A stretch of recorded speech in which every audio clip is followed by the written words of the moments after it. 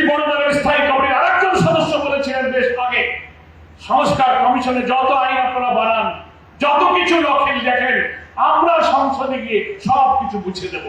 কি বলেছেন বলেন? তার বিরুদ্ধে এই প্রবন্ধ হচ্ছে তীব্র প্রতিবাদ।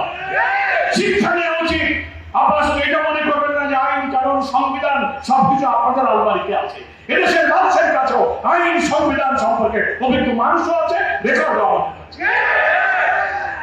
যদি আপনাদের আর কোনো পাল্টা যুক্তি থাকে, সর্বদলীয় ভাবে দেশের সেরা বরেণ্য আইনজ্ঞদেরকে নিয়ে আপনারা একটি রাউন্ড টেবিল বৈঠক আয়োজন করুন। ওয়ালটন এখন দেশের সীমানা পেরিয়ে পৌঁছে গিয়েছে 50টিরও বেশি দেশে। ওয়ালটন, ঘরে ঘরে বিশ্বজুড়ে। সেখানে যুক্তি পেশ হোক, সারা দুনিয়াতে লাইভ টেলিকাস্ট হোক, দেশ এবং বিদেশ দেখুন, আইনি ভিত্তি না দিয়ে বিদ্যমান কাঠামোতে নির্বাচন হলে আরেকটা হাসিনার জন্ম হবে, মুসিবতের জন্ম হবে। মানুষকে সাক্ষী রেখে আমি মাননীয় প্রধান উপদেষ্টা ডক্টর প্রফেসর ইউনূসকে আমি এই আহ্বান জানাই। আপনি একদিন সর্বদলীয় বৈঠকে বলেছিলেন, আমরা নেতৃবৃন্দ তাহের ভাইয়ের নেতৃত্বে উপস্থিত ছিলাম, আপনি বলেছিলেন আমাদের ঐক্যবদ্ধ কমিশনে আমরা চেষ্টা করব, কারা পক্ষে আছে, হা আছে কি না আছে, কারা রাজি কি রাজি না, জাতি জানবে, আমি ওয়েবসাইটে দিয়ে সেই ব্যবস্থা করব।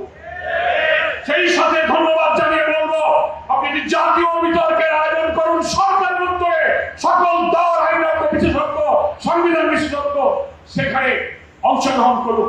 দুনিয়াবাসী জানুন যে কাদের কথা ঠিক আর কাদের কথা শুধু দলের স্বার্থ, ব্যক্তির সাথে দেশের কোন স্বার্থ যেখানে নেই, দুনিয়াকে জানার সুযোগ। সম্মানিত দেশবাসী, আজকে প্রমাণ হচ্ছে অধিকাংশ ভোটারের প্রতিনিধিত্ব করে যে সমস্ত রাজনৈতিক দল, জামাত ইসলামী, ইসলামী আন্দোলন, এনসিপি, গণ অধিকার, খেলাফত আন্দোলন, হেফাজত, মজলিস, তারপরে অন্য যত দল সংগঠন আছে, সকলেই বলছে প্রপোর্শনাল রিপ্রেজেন্টেশন পিআর পদ্ধতি ছাড়া কখনো নিরপেক্ষ নির্বাচন হবে না। কিন্তু আপনাদের কি হয়েছে আমরা জানি না। গ্রামে বলে বাঙালিকে হাইকোর্ট দেখান। বড় দলের নেতারা বলছেন যে মানুষরা ইভিএম বোঝে না, তারা পিআরও বোঝে না।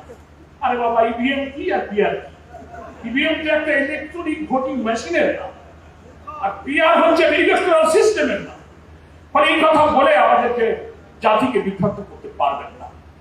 পিআর হলে কালো টাকা, মনোনয়ন বাণিজ্য, পেশি শক্তি, এগুলো করতে পারবে না যারা তারা পিআরকে বাধা দিচ্ছে। একটা কোয়ালিটি রিচ পার্লামেন্ট হবে, প্রত্যেকটি ভোটের মূল্যায়ন হবে।